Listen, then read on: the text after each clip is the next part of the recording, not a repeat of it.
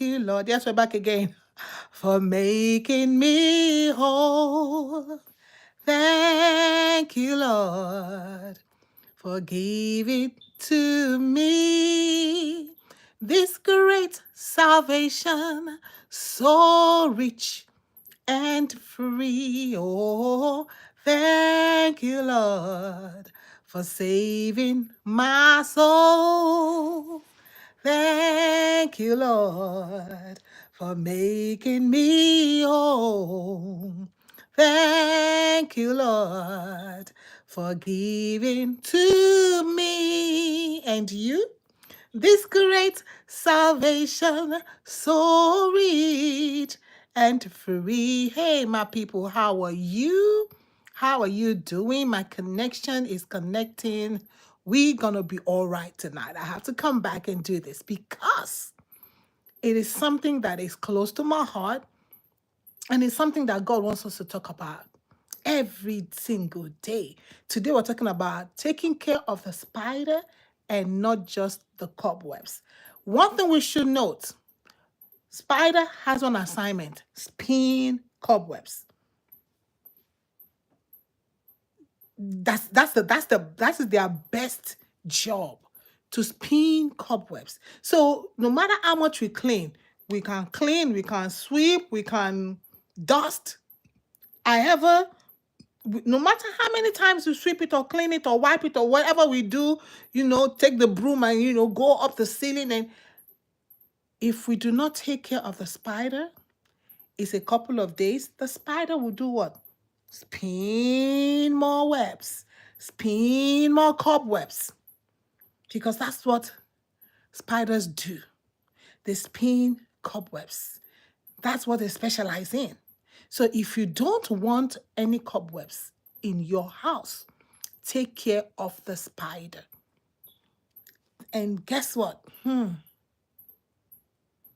Our body is a temple of the Most High God. He took care of the spider. Let me say that again. My body is temple. Your body is temple. And that's why he sent his only begotten son. The Bible said that I got to go to the scriptures, guys. There's no other place to go because talking about spider and cobwebs. And so God loved the world that he gave his only begotten son, that whosoever believes. That is the job that we have to do. The job that we have to do is to believe. God has already sent the solution for the spider.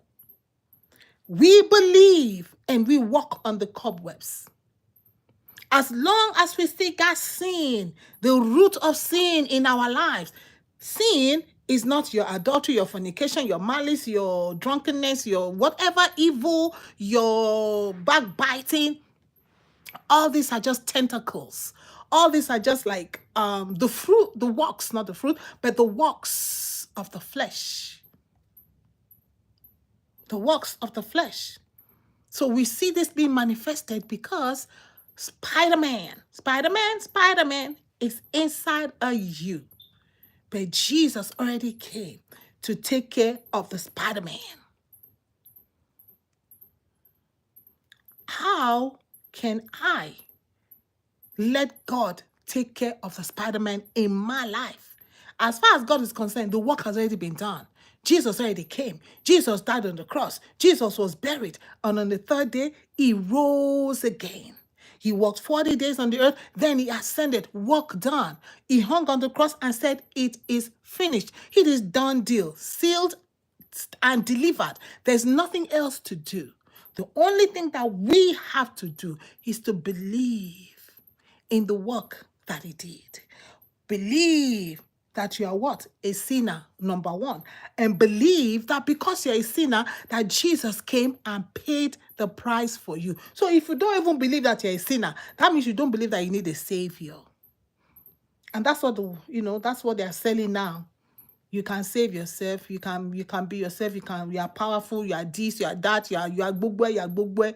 You don't need a savior until we believe that we are sinners. Until you believe that you are who God say you are. He said, all have sinned.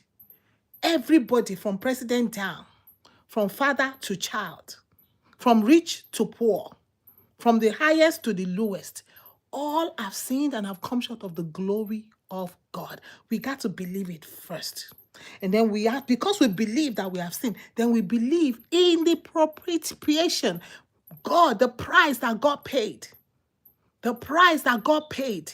The solution, you see, when you have a toothache, when you have a toothache and they tell you, oh, okay, your tooth is infected, we need to give you antibiotics to help you deal with the infection.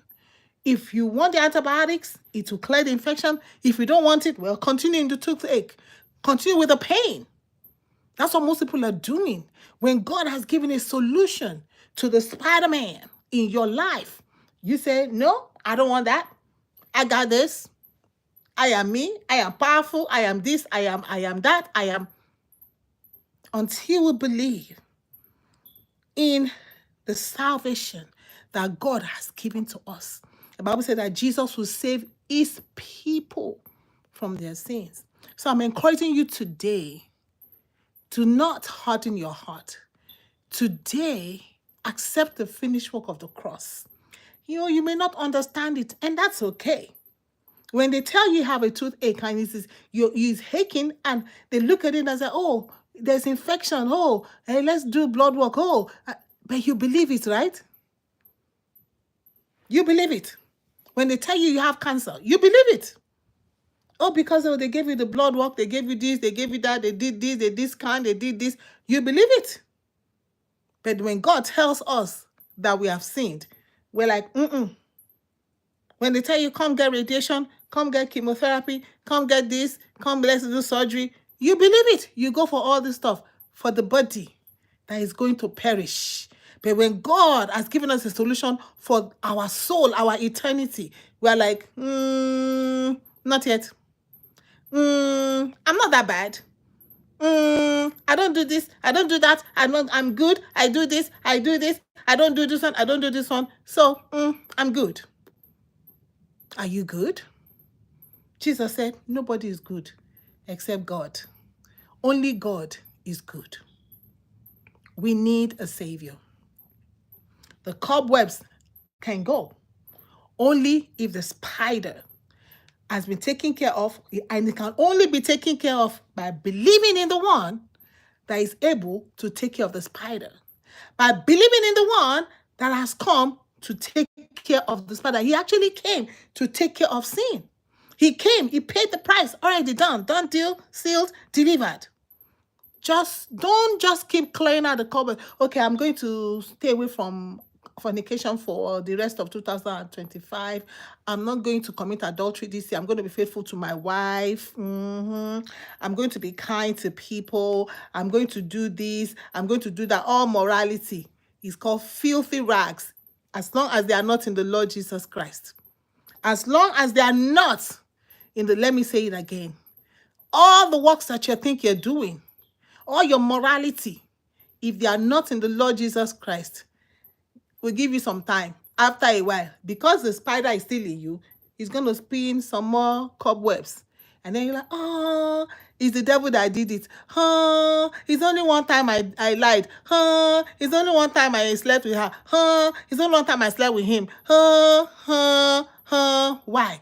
Because, Mr. Spider-Man, you have refused for God to come into your life and take care of the Spider-Man. How? You may ask me now, but how can I let that happen? Bible says, believe in the Lord Jesus Christ. Simple. You see, salvation, that's what I said, that song is so rich and free. Salvation is so simple, but sometimes we want to make it complicated. All we need to do is believe in the Lord Jesus Christ. And how do you believe? Believe that he did what he said he did. Get your Bible. Read what he said he did.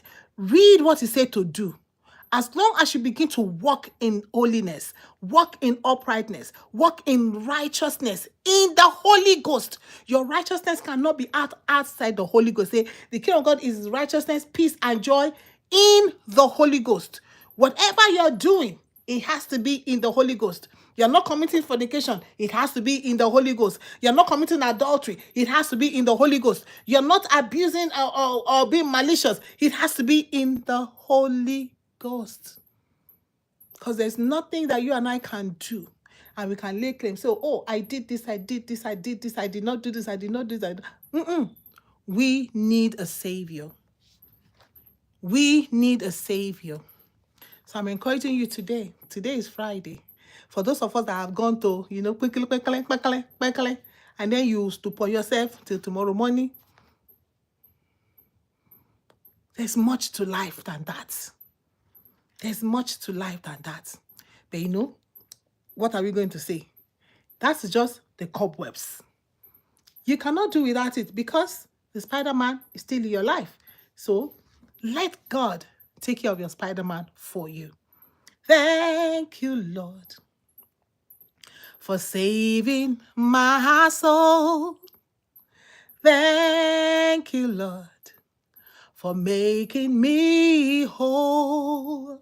Thank you, Lord, for giving to me this great salvation, so rich and free. So I pray and I encourage you, and I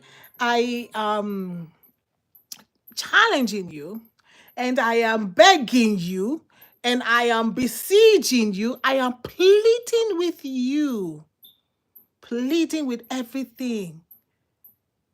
Today, make it the day you make a decision to believe in the Lord Jesus Christ and the work that he did on the cross, and get yourself a Bible, the Word of God, and begin to study.